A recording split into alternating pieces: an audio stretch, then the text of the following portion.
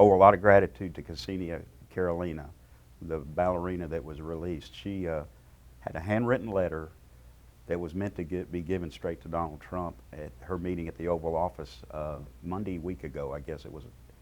And she got so excited that she had it in her purse and forgot to give it to him, and left the Oval Office and remembered, but it was too late to go back in there apparently. So she gave it to a fellow named Steve Witkoff, which is the fellow that's been doing a lot of the Russian negotiations. We didn't know if the letter was going to make it to Donald Trump or not, but surprised everybody. He tweeted the whole letter. And in that letter, she was really thanking him for getting her home, saving her life, and she was also wanted to have him remember the three other prisoners there that are still in Russia. It would be Robert Gilman, Andrei Khatchatorian, and David, of course. And it had the reasons why they should be declared wrongfully detained, which is a goal we are shooting for. Everyone that's come home so far has, I would say most of them or all of them have been declared wrongfully detained. So that's a big deal status to make sure that they are seen as what they really are, which is a political prisoner, rather than just, so the wrongful detention, it would be great if we got that. Wow. And I mean, this is obviously, it comes as great news because you all have been for almost 3 years now trying to bring David home. And how did you feel knowing that President Trump tweeted that, messaged that out for pretty much the world to see, even though he hasn't commented further about what he plans to do, but he got the message out there. It reached him because that was the goal. And then, maybe a month or maybe a few weeks after David's appeal was denied, how do you feel knowing all of this? It's very, very satisfying to know that. Now, of course, he's still in jail and still in prison, and there's a lot to go, and the political climate is still turbulent, so it may not be up to Donald Trump to get David home. It may up to be Vladimir Putin, and that's just the way it is. But I can tell you, David's sister Margaret and Carol and I, we tried to get this kind of attention for a year and a half when he first got detained, and we couldn't get anybody to even listen. Nobody knew he was there, the State Department. No, we couldn't even get in touch with the State Department to let them know that he was over there. It was hard just to get your foot in the door. So after, a year and a half, and very little communication in that time too, we didn't get any phone calls from David at all. So we have been able to talk to him recently though, but in that time frame, we were lost until we found some advocacy groups that have helped us get our foot in the door, and we're very grateful to them because it's taken a long time to work our way up through the ranks of the government. There's actually six people that we have been targeting, and it's the 2 Alabama senators, which would be Tuberville and Britt, David's Huntsville congressman, which is Dale Strong, and then in Texas it's John Cornyn and Ted Cruz as the senators, and in his district is Dan Crenshaw. So we have had advocacy with their chief of staff and their offices over the years. So we've been chipping away at this a long time, but we feel like we finally reached the top, where we're kind of where we need to be, but he's not home yet. So You may have already addressed this, but I will ask you directly, what was your take on the prior administration? Because at the time, former President Biden was in office, and how has things changed? Really don't want to throw anybody under the bus too much, but we were really sort of ignored by then. But this thing works in stages too, because like I say, we've tried to spread the word, and some of that may be that we just weren't vocal enough at the time, and then we had the transition. But it's day and night difference now, it seems like. And yeah, we actually, on the 3rd anniversary of David's detention, we got a call from the State Department, and we asked them, have you asked for David to come home? And they hadn't asked. They hadn't even asked. And then we said, have you had a plan to get him home? And they said, no, we really don't have a plan. So that was January 13th was his 3rd anniversary of being incarcerated. And it was around, I think we're over 1,200 days now that he's been in that prison. So, yeah, it's a breath of fresh air, really. I think, so things seem to be really moving right now. I think you already answered this question. Had you all had contact with David before or after the hearing? We talked to David.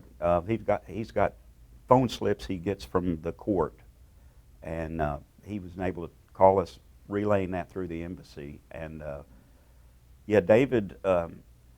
We also talked to his attorney some too. He keeps us informed on some things, and we were very disappointed with the 6 months that was added to his sentence. So now it's 21 years and 6 months.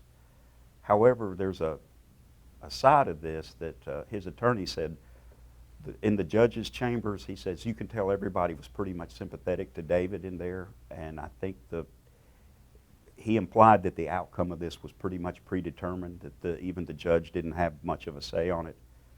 I don't know that for a fact, but it seems to be the way things work over there. And the extra 6 months that they added to his sentence, he said the judge may have done that just to bring more light to David's case. Because there's not a lot of difference between 21 years and 6 months and 21 years. And we know he won't make it 21 years. So, the 6 months is just, it doesn't really mean anything, except it does show what the Russian courts are doing, and he needs to get out of there. And the other fellow, Robert Gilman, they added a year to his sentence in his appeal. So they're doing that to a lot of these high-profile prisoners over there, is adding years to their sentence. Wow. And we see it as a good thing. You see it as a good thing? It hurt at first, but now it's been explained to us. It's raising awareness over here, and I think that's what the judge had intended it to do. So do you think the judge is, in essence, kind of siding with David? The conversations we've had with his attorney, the body language, even of some of the court things. I mean, David said that there's a panel of some 3 people, and one of them waved at him when he left. He said they were giving him, just body language. I think the people that ran the trial understand David's innocence, and but their hands are tied to do anything except just keep piling on. So, it's Russia. That's the way things are over there. So. Where is he now? He's still in the same detention center that he was in. So over 1,200 days, and they ebb and flow from 13 to 17 people in one cell, and it's about 20 by 20. So it's crowded, and of course those guys, over time, they get on each other's nerves because they can't leave 24 hours a day. So it's stressful in there. Since his appeal was denied, wasn't he supposed to move to a harsher prison? Yes, and that could happen at any time. And that's a great question. The penal colony that I think Paul Whelan and Brittany Griner ended up in, seems like they sent them to Moldova, I don't know exactly how to pronounce it, but we are a little bit afraid that we're going to lose contact with him for a period of time when he gets moved over there. And we hope that something brings him home before that happens, but it's possible that he could go at any time. So You just don't know. we don't know. So then we may get that call from the State Department to say he's no longer in CISO 5 is the name of the prison in Moscow. When you heard the news that word got to President Trump, what went through your mind? It was elation. I mean, it was like, oh my gosh, we're here. I mean, at this point, and it was wonderful. In fact, we had not seen it. We had not seen the post. My son, who lives in Birmingham, his mother-in-law, soon-to-be mother-in-law, found it.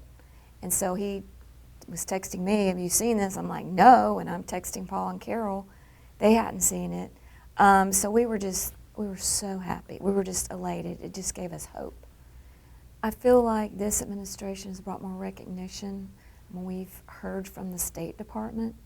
Like, I don't think we did prior, and with the prior administration. We've had some calls. So I just feel like there's more awareness that there wasn't before. Yes, I mean, even Paul mentioned that the congressman over in Texas a couple days ago shared some information. So it's finally reaching. Would you all have ever imagined that David's name would make it to President Trump? In this way, though, in this way. No, we're just ecstatic, though. It did. Yes. So we feel like that he's on the radar. Do you think he'd be prepared to come back to Huntsville knowing that he won't ever see his sons? I hope that he would come directly back to Huntsville. But I think that he knows in his heart that one day he will. I mean, they're going to grow up one day and look back and see all the wrong that has been done. And they're going to realize, and I feel strongly they will reach out to him.